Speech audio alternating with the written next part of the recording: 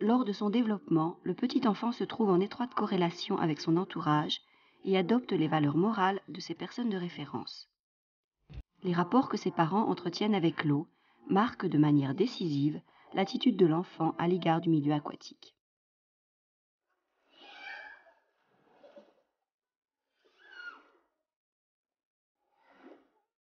Pour les enfants en bas âge et d'âge préscolaire, les facultés de perception et l'exécution des mouvements sont étroitement liées.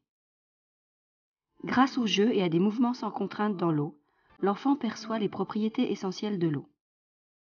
Il ressent la propulsion et la résistance. Il crée ainsi les bases pour les sensations qu'il éprouve dans l'eau. Le chemin qui mène au mouvement optimal dans l'eau débute par l'acquisition des éléments clés, passe par l'apprentissage des mouvements clés qui se laissent, eux, développer en une multitude de formes finales. 4 éléments clés sont réunis.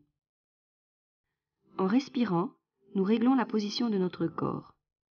Lorsque nous avons inspiré, nous flottons à la surface de l'eau. En expirant, cette position de flottaison se modifie en une coulée vers le bas. Les plongeurs utilisent aussi ce réglage de la position de flottaison dans l'eau.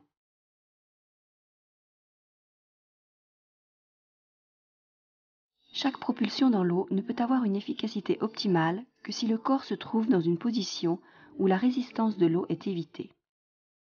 D'autre part, les mouvements de propulsion doivent produire la plus grande résistance possible de l'eau, ceci contre la direction de la nage.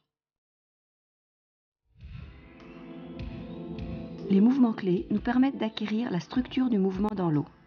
D'une part, nous pouvons observer les caractéristiques principales de ces mouvements et, d'autre part, leur efficacité de propulsion. Nous distinguons 4 mouvements clés. Les mouvements des bras,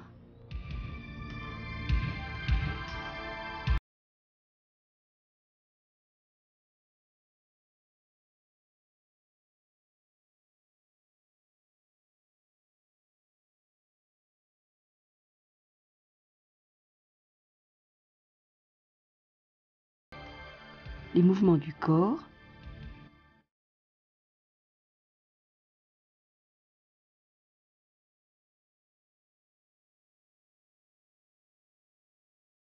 les mouvements de respiration.